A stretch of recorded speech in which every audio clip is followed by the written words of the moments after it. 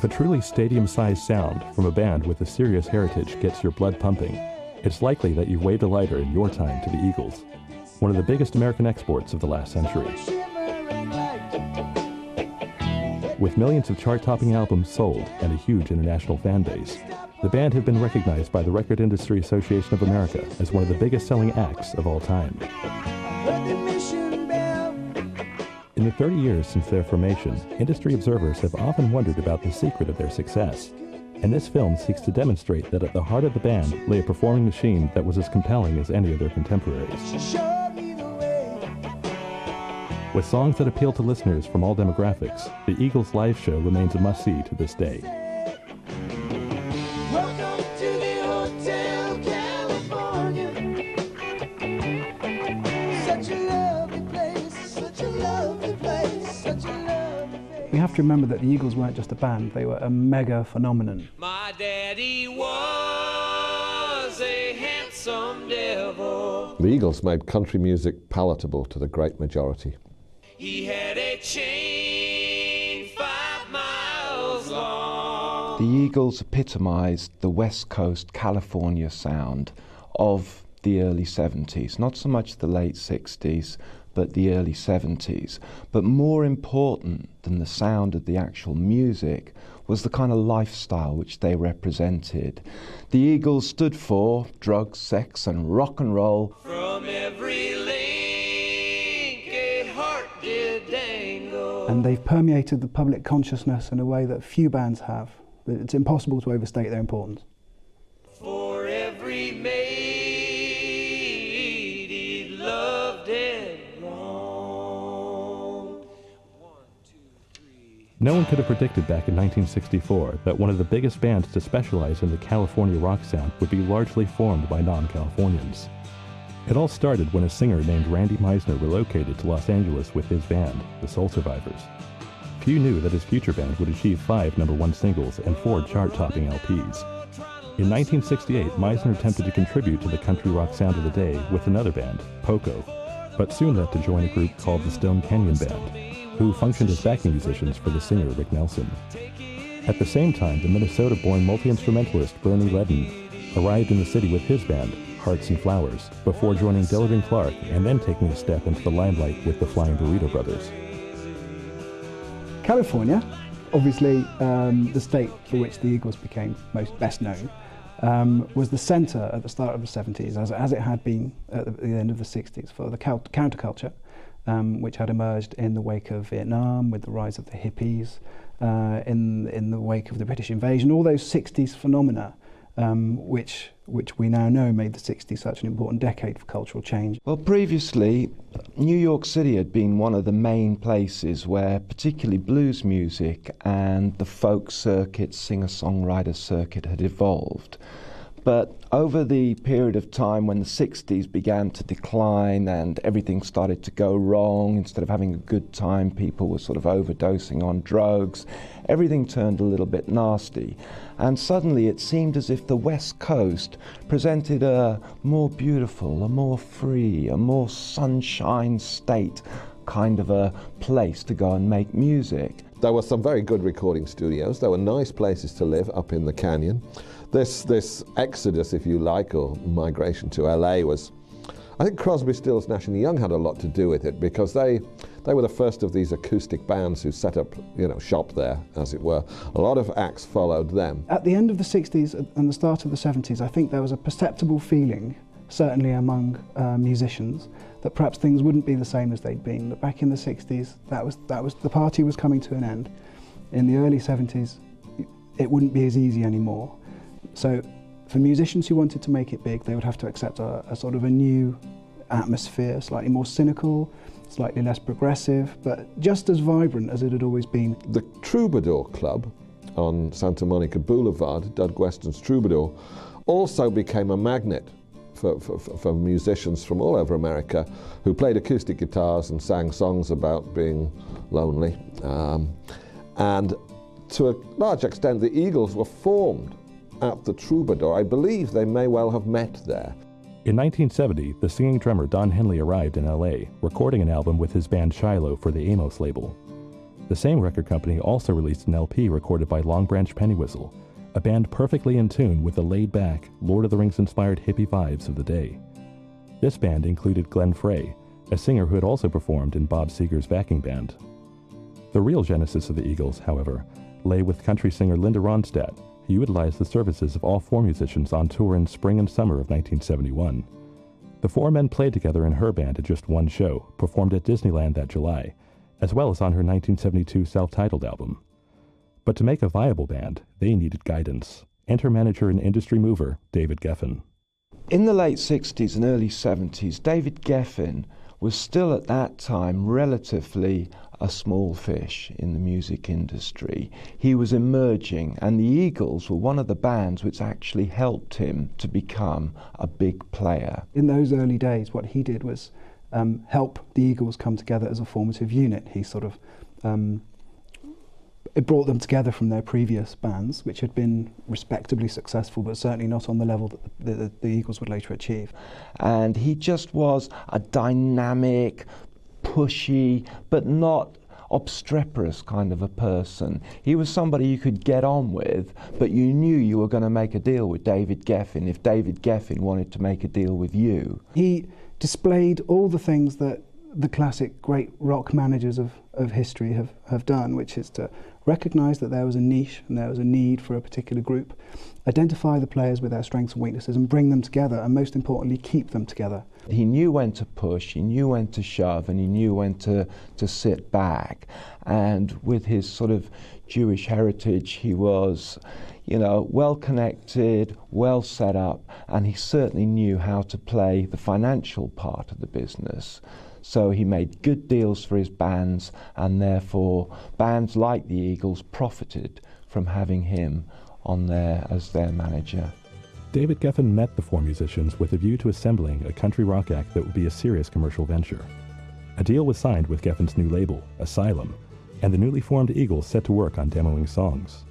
All talented songwriters, the band soon evolved a sound that was a combination of 1960s folk and country, and featured the vocal skills of bands such as Crosby, Stills, and Nash.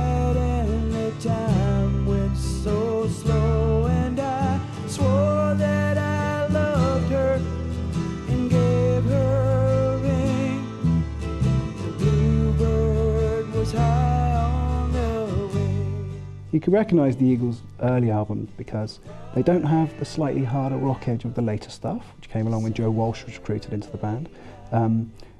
For people who are only familiar with the Hotel California era of the Eagles, the earlier stuff would appear a bit softer, a bit more relaxed, much more countrified, with the kind of wailing pedal steel that we associate with country music, a little bit more niche than we would expect from the huge mainstream success that attended the later Eagles' work. It's laid-back country rock. I think what the Eagles did, which the Byrds and to a lesser degree the Burrito Brothers were unable to do, was sweeten it for public consumption. Each man had had a history as a songwriter or a musician in a reasonably successful act. Poco was one of them, a country rock band that never really achieved its potential, but had achieved enough so that the musicians knew that there was a commercial opportunity for them if they could create country rock, which would be commercially successful, achieve some radio airplay, pull in some fans, but also if they could transcend that particular niche, appeal to the record-buying public across the USA and beyond, and then most importantly stay together as a band without fizzling out, without being crushed by the pressures of the record industry. They all knew that there was an opportunity for them. And the Eagles were nothing else if not disciplined. They came to London in 1971, just after they'd formed, and they recorded at Barnes, at Olympic Studios in Barnes, which was a famous studio in those days. And Glyn Johns recorded their first two albums, and there wasn't a note out of place. There may have been a note out of place in the Byrds and the Flying Burrito Brothers, but not one single note was wrong on the Eagles. But always, when you polish a band up with that kind of production, you lose some of that raw edge, some of that nitty-gritty, dirty, hardcore element to the band. And that's why really their first two albums were perhaps softer than I believe their original sound was. And holding her tight, she said, tell me. I think that the Eagles emerged in the way they did partly because of a work ethic. I think that there was a determination on the part of the group, especially Henley and Frey, to make it no matter what. And they concentrated really hard on their career, and they didn't let outside influences get in the way. And hard work will win out in the long run. For starters, all of them were consummate musicians, all right? So unusually, for most drummers, for example, Don Henley was a great singer, he was a songwriter, he understood exactly the art of songwriting. He was a driving force in the band, he was a fabulous drummer.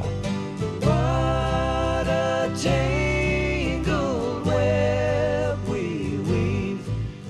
Bernie Leadon was the guy who came in, who was the multi-instrumentalist.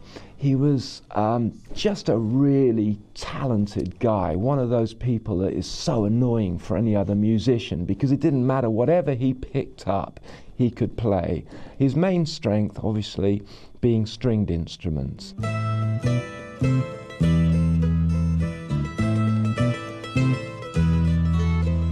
It was Bernie Leadon that brought the country influence into the band, of course, because he'd played with Graham Parsons and the Flying Burrito Brothers. Perhaps some might say that was his main speciality, that, you know, one of the reasons why he left the band later was that he couldn't evolve beyond that point. It's an arguable point. So on one aspect we have Don Henley with his, you know, hyper rock, wanting to go in that direction, and then we have our friend Bernie, who's more country. He really wants to sort of not jolly up the music, but add that sort of banjo mandolin feel to it, which is quite a distinctive part of particularly the Eagles' first two albums.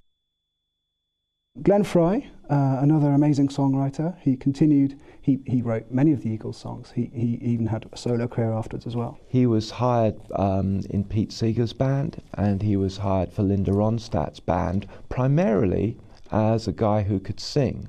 But obviously it's no point just singing, you know, when you stand around, you got two hands free, you might as well do something with them. So his rhythm guitar helped a great deal to sort of set off or set the stage for Bernie Leadon's extra frills and spills at the top end. And that also is really important. It's no good having two really flashy guitarists. Randy Meisner is better known for his bass playing skills. The most important thing about a bass player is he in tune with the drummer? Do they click together? I think that one of the best things that Randy brought to the band was his ability to work well with Don. You don't want someone who's absolutely creaming all over the place, when really, if you've got a complex song, you want just straightforward drums and bass to hang everything else on.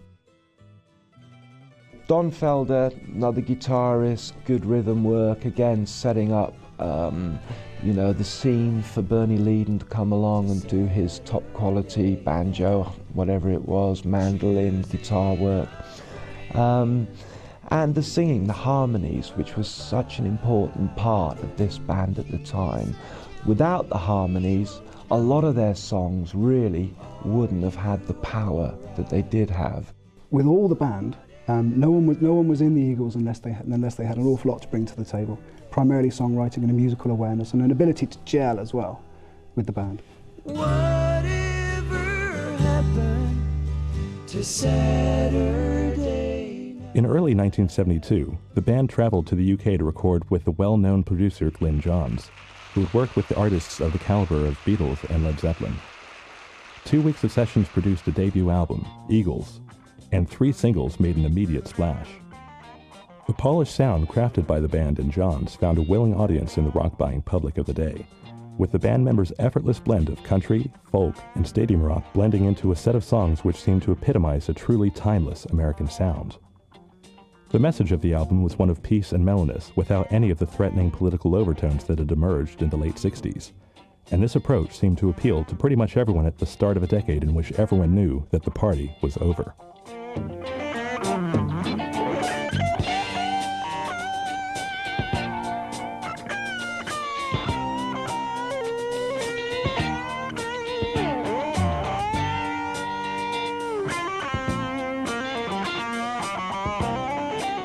What the Eagles did right from the off was write music which was easily digestible.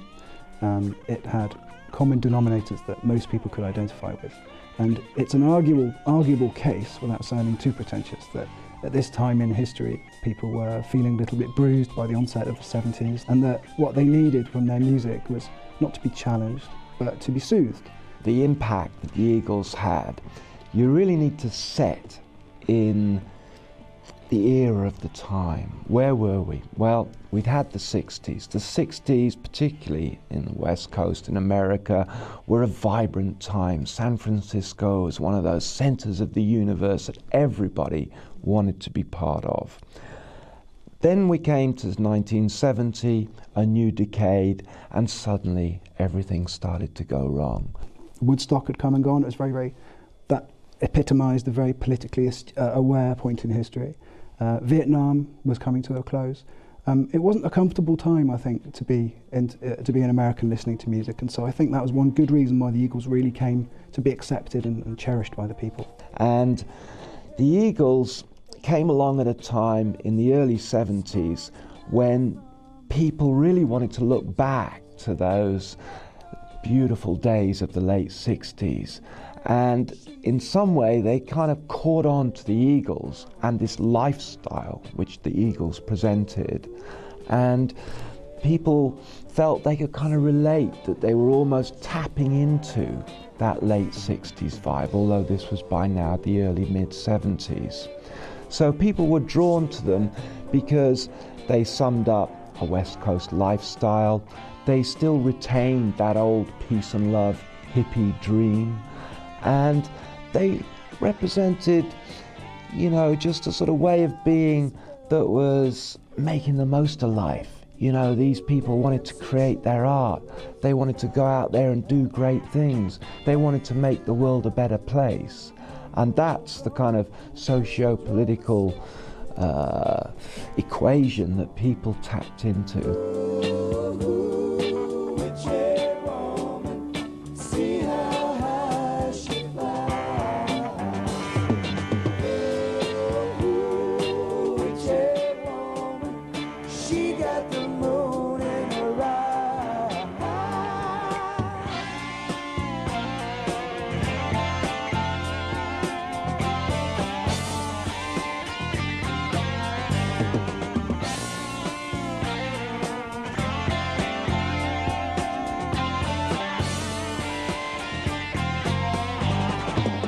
The Eagles established a feel-good Californian sound with Take It Easy, an immediate hit, and Witchy Woman.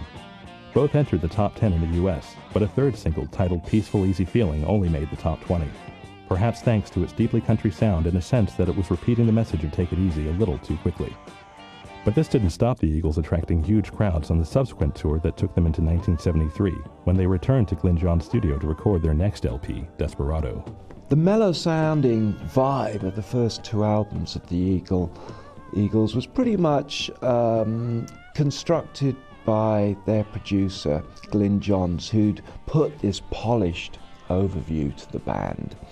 But underneath this, the band members sitting there playing the album back at home are thinking, well, we want something a bit harder. We want something a bit rockier. But that's not to say that they didn't make two good albums on the back of that mellow sound. They did so, and they sold in enormous quantities.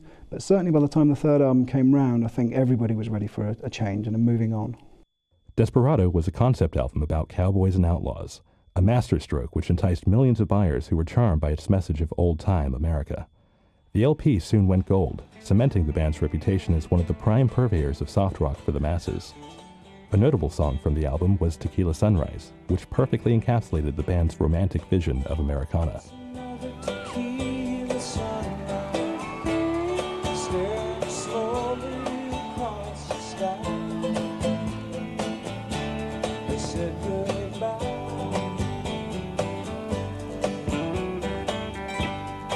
He was just a hired hand, working on the dreams he planned to try. The days go by.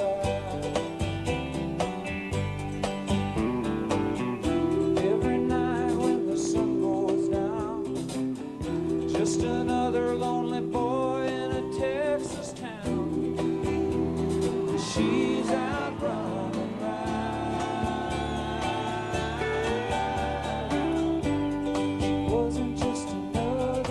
Tequila Sunrise, they perfected the weariness. There was a weariness to some of their music, and Tequila Sunrise was kind of like the other side of the American dream, just another Tequila Sunrise.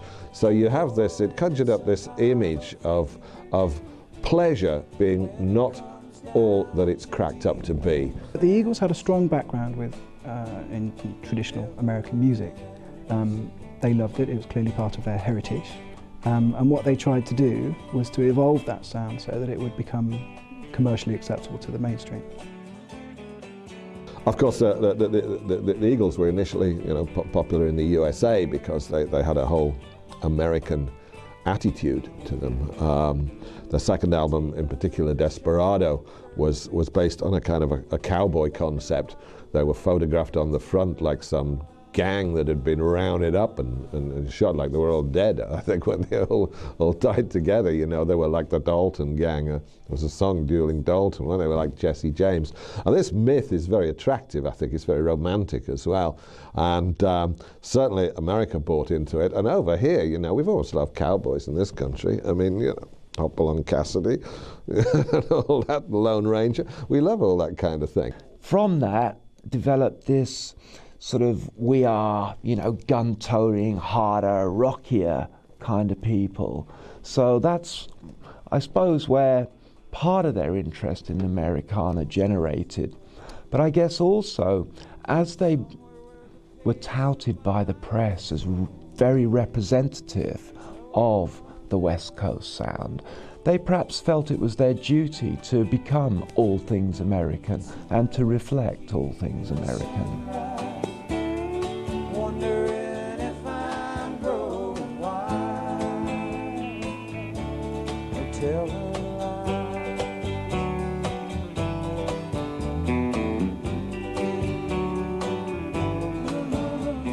The California sound, as we know it, popularised by the Eagles and by earlier acts such as the Mamas and the Papas, typically is this sort of lush, expansive, not particularly challenging, very sort of warm and enveloping sound, lots of jangling guitars, but not dissonant guitars.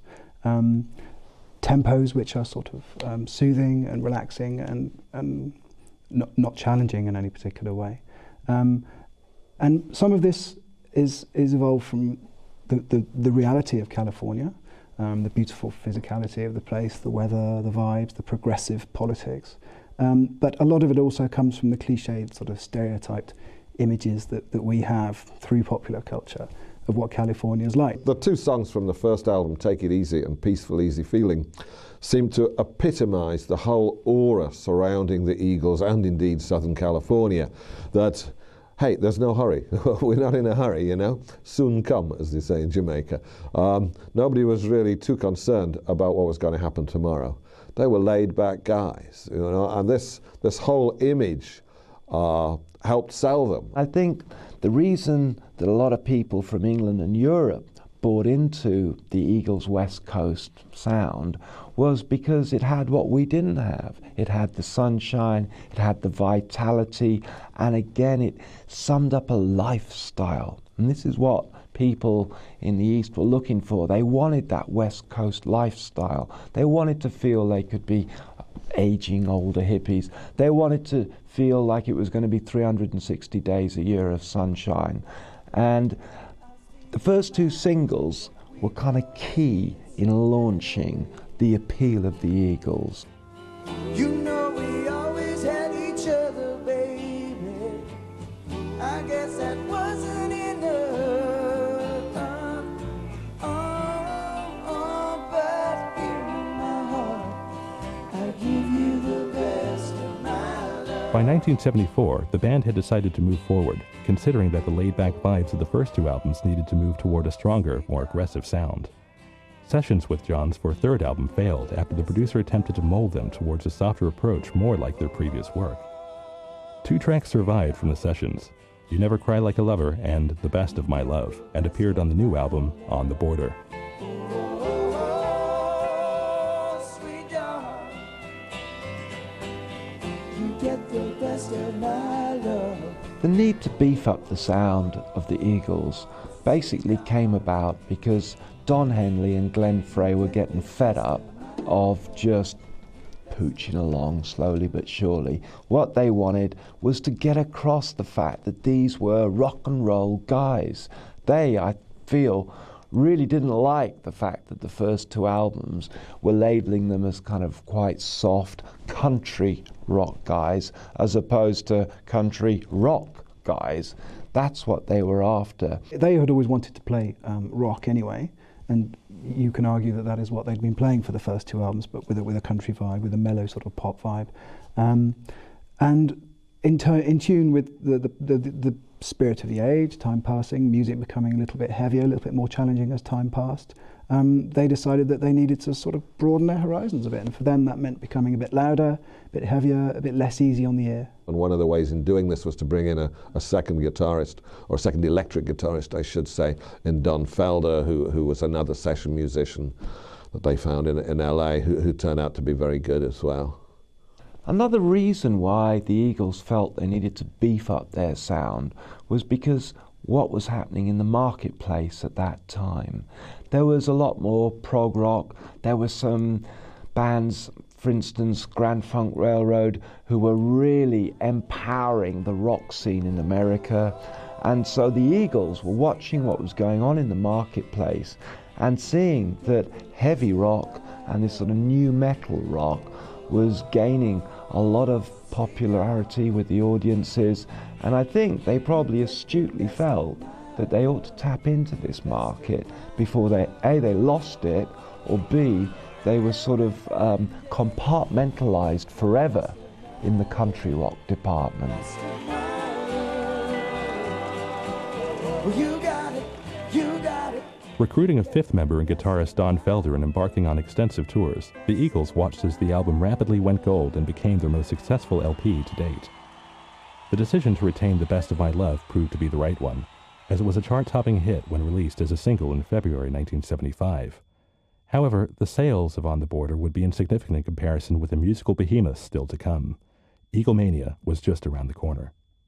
Later albums of the Eagles just tuned into the fact that there was a lot more rock about, there was a lot more prog rock, which was becoming really huge. Bands like Yes, were coming along and crossing this sort of hard rock stroke prog rock border.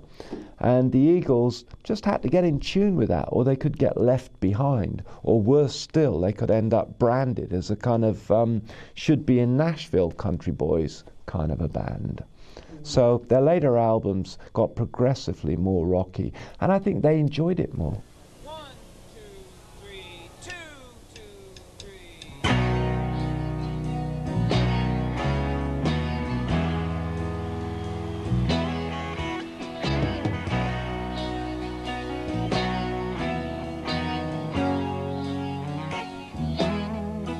Alone at the end of the evening, when the bright lights have faded to blue. A series of Eagles albums dominated the global rock charts through the mid-70s and beyond, beginning with their fourth LP, One of These Nights, released in summer 1975. 3 singles straddled the international charts, beginning with Lyin Eyes, which won the 1975 Grammy Award for Best Pop Vocal Performance. Take It to the Limit pushed the band's ascent still further, unhindered by the replacement of Bernie Leadon by Joe Walsh, who was brought in to tour until 1976.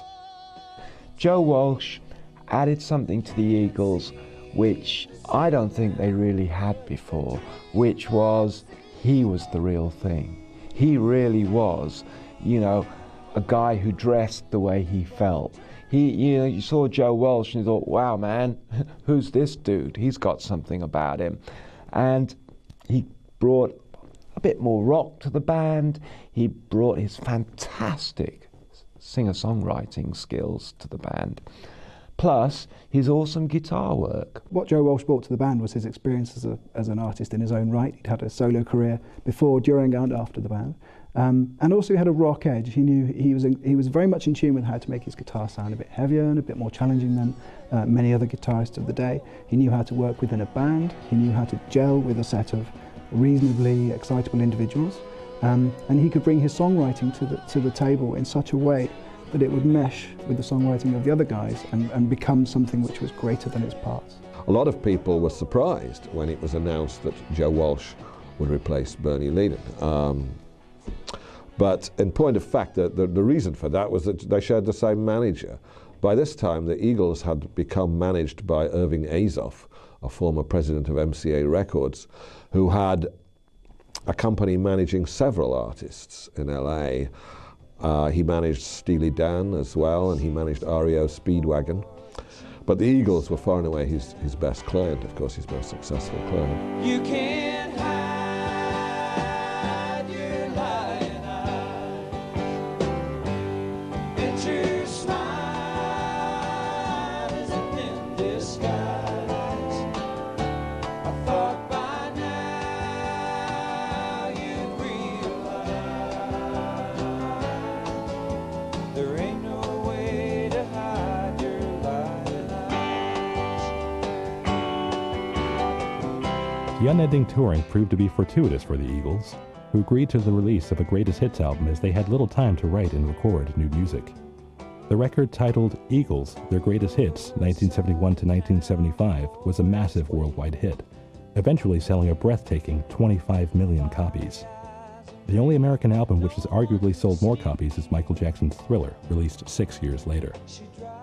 Well, the Eagles had so many hits, all of which were included on their famous Eagles Greatest Hits album, that Peaceful Easy Feeling, Lyin Eyes, Just Another Tequila Sunrise, Hotel California. There's so many of them, which is why that album did so well. I believe it became the second best-selling record in America. I think the greatest hits opened the Eagles up to a huge, vast new audience. They didn't particularly want to go out, like I say, trawl through the first or the second album. They were, in particular, perhaps a little bit slow, those first couple of albums, and people enjoyed the rockier, harder side of the Eagles, and that was all on the greatest hits. So that was the reason it had such a worldwide appeal. Bearing in mind that they had not one but two massive selling greatest hits albums, you can pretty much count on what you're going to hear in the average Eagles show. That's not to say that they're predictable, boring old guys. I'm not making that point at all. But you know you're going to hear Hotel California, Take It Easy, right, and those things. The Life in the Fast Lane, the songs that really are on the greatest hits albums, and that's not a bad thing. That first greatest hits album, so it's gone 29 times platinum as of 2007, and the second greatest hits album, to which they added some Hotel California material, is about 11 times platinum. Now that's for a greatest hits album, not one but two. That's what you'll hear live. That stuff is great. You can't beat it, really. There's no point in messing around with that formula. I think the Eagles' greatest hits is as playable today as it ever has been. It's one of those superb albums which is great for many different occasions. And of course, you have to remember that a lot of the fans of the Eagles by now, years later, have grown up, they're in their 40s and 50s. They still want to enjoy that sound. And albums like the greatest hits just give them that ability to tap into the magic and enjoy it for a little bit longer. Greatest hits has aged very well indeed, and one of the reasons for that is the quality of the songwriting. Another reason is the quality of the production.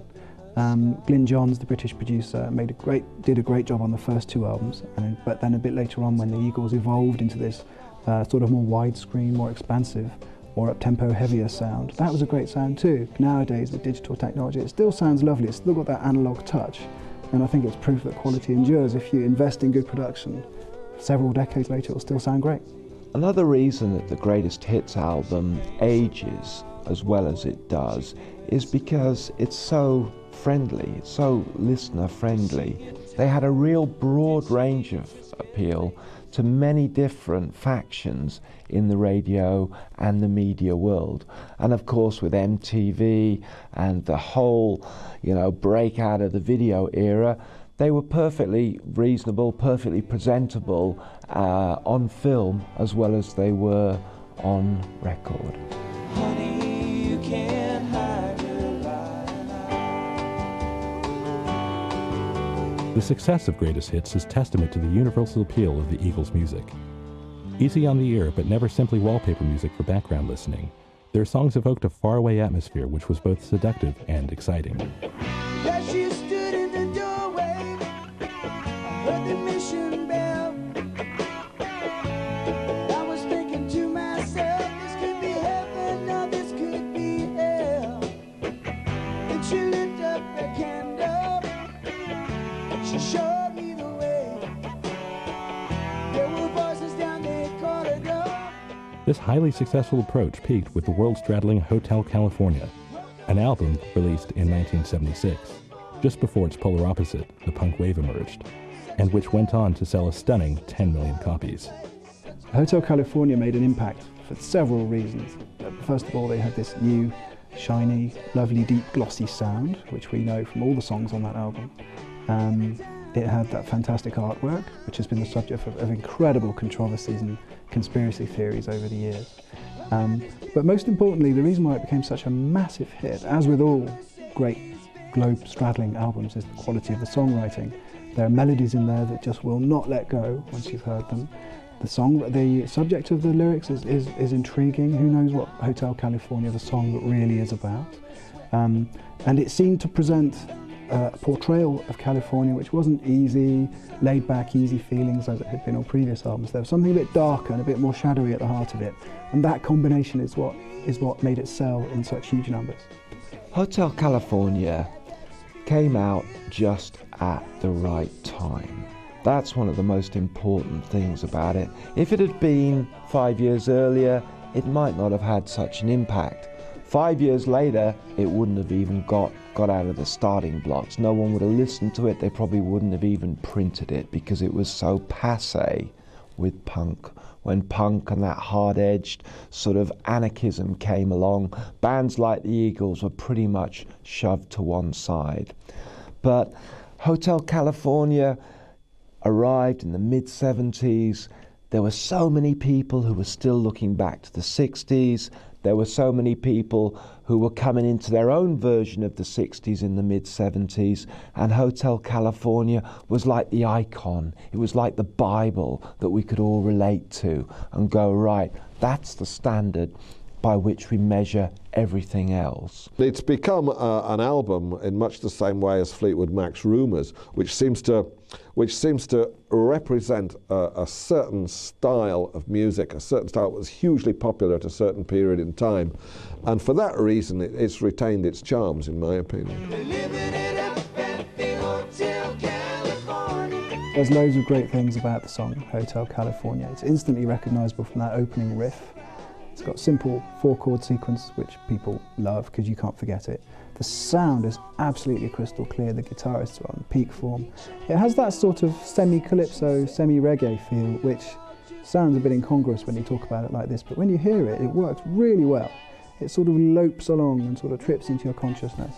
The lyrics are they're dark and ambiguous, and they do make you think. They're clearly not throwaway lyrics. Hotel California also pulled no punches. It told the story like it was. Everybody thinks, oh, Hotel California, that must be a great place to stay, what a fabulous place.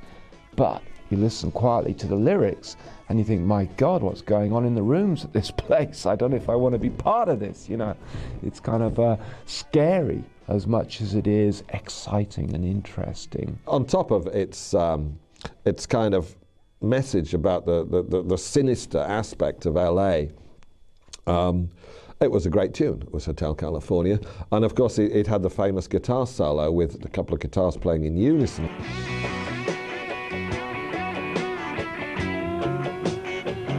Just a guitar player's dream was that. It wasn't that difficult to play, but it was immaculately performed and immaculately recorded, was that solo, and it's been imitated countless times.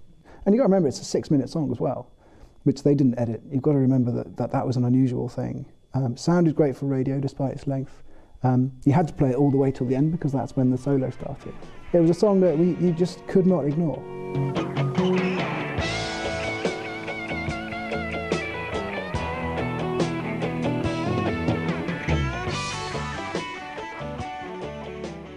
The album and 3 singles taken from it topped the charts worldwide, with the laid-back charm of the title track, New Kid in Town, and Life in the Fast Lane scoring several Grammy wins and nominations between them.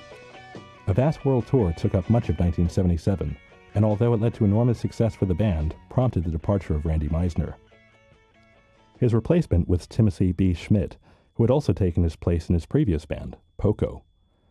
The replacement of Randy Meisner with Schmidt didn't, to be honest, make a massive amount of difference to the Eagles band per se, because the main songwriters, Glenn Frey and Don Henley, were still basically leading the band. And although they wouldn't have said, here's your guitar part, just play that, that was pretty much how it was going at the time. And the essence of the band was encapsulated in the songwriters. I was really impressed with Randy Meisner's voice. He came from the same gene pool as the Bee Gees, I think. He had a really high, almost falsetto voice, which was heard to its best, I think, on his song "Take It to the Limit." When he left, they missed that, and that was bad for them. After the almost unprecedented double whammy of the greatest hits and Hotel California albums, the trajectory of the Eagles was predicted by many to be on an inevitable decline. However, the band had another successful record in them, although it took almost 18 months to record it. The Long Run, released in 1979, went multi-platinum as the band's enormous fan base bought enthusiastically into their hero's constant message of California sunshine. They had established themselves, but that was still a big delay. And even though in the current era, bands can take up to 3 years to make an album, in those days it was unusual for bands to take so long between records. And the punk happened. And the Eagles were the absolute antipathy of punk rock. Where on earth do the Eagles fit into this? They didn't. They were seen as these sort of easygoing, West Coast California dreamers. Come on, that's bullshit. We're over here, we're starving, we've got massive unemployment, we've got massive inflation in the mid-70s, we've got massive traumas, our industries are going down the tubes, and you want us to sit here and pretend we're all sat on the beach chilling out in California. It's not happening. It's just not happening for the audience. And so they said, right, we'll tap into this punk rock. We can appreciate that. And young people will inevitably go for whatever put on the plate first, whatever's new, whatever's fresh, just because it is new and fresh. So the Eagles were left with this sort of dilemma. What did they do? Did they try and take on the punk rockers? Did they do a punk rock album? Absolutely impossible. And I think they made the best decision they could have possibly made at the time, which was to graciously retire from the situation. And also, when you have a group that's where the personnel's changing, it never, in my opinion, it never really helps. You've got a new guy in here and a new guy here, and then someone leaves. And so what was initially a successful group somehow becomes diluted.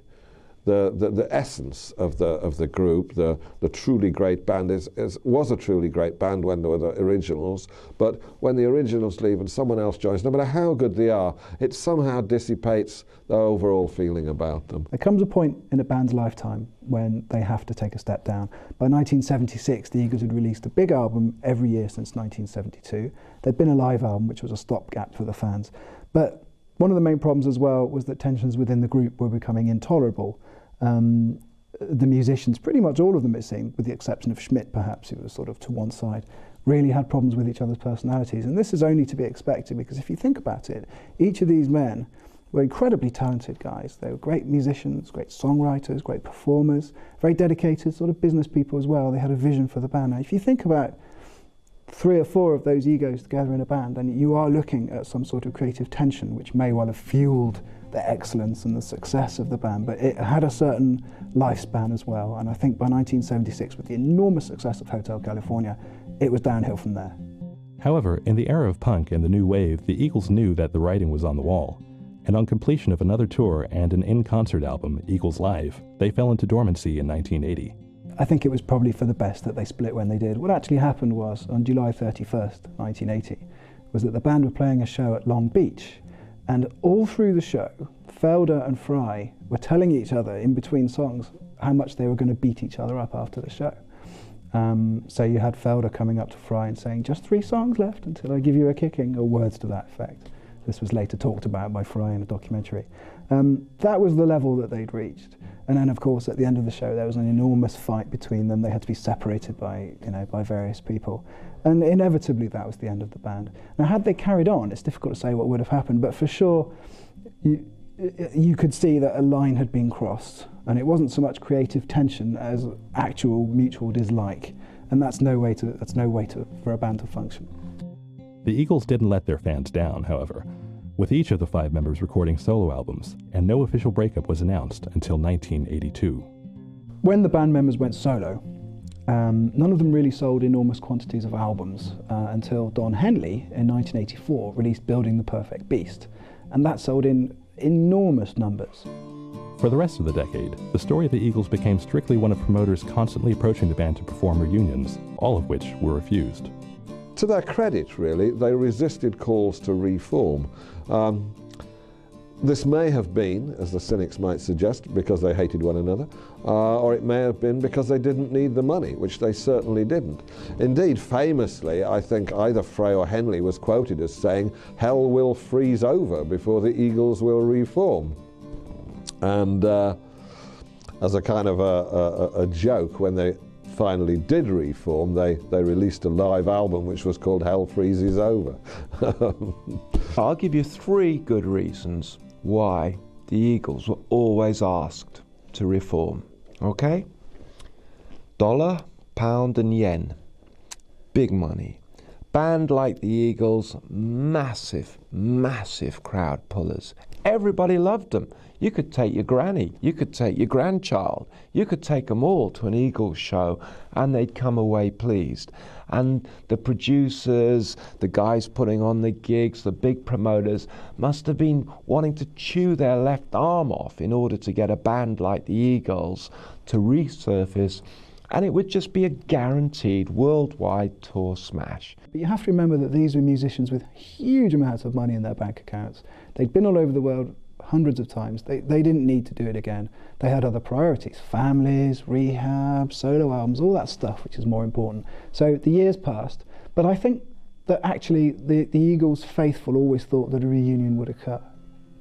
Perhaps the band members knew that the time wasn't yet right for a return. Perhaps they felt that their music would find little appreciation in the era of house music and alternative rock. Or perhaps they were simply sick of life in the fast lane, as they put it themselves. However, in 1990, signs of life in the Eagles camp were observed when Glenn Frey and Don Henley got together for some informal songwriting sessions, as well as a couple of live appearances at benefit shows. Rumors of a full reunion circulated, but no real signs of reformation appeared until 1994, although many fans and industry observers predicted that it was inevitable, given the demand for the band's music. With grunge on the wane and a slow appreciation of what was now being labeled classic rock now making its presence felt, the band announced that they would be playing a special show for MTV. This was followed by a tour in summer 1996, aptly labeled Hell Freezes Over. A live album of the same name appeared in November that year, which provided hit singles in the form of Get Over It and Love Will Keep Us Alive. We don't know if behind the scenes they were ready to come back anyway, and MTV just came along as it happened, and that was the right place at the right time. But certainly in '94, as today, MTV is a huge vehicle for bands to show off their wares to perhaps a completely new generation of people. And certainly when that show and the subsequent tour came about, you have to say that MTV managed it very well and handled it well and presented it and sort of spun it in a light which was very acceptable to a new generation. So it was, a far different case to some sort of, it wasn't specifically aimed at the older generation who already knew about the Eagles. New people got into the Eagles because of that show.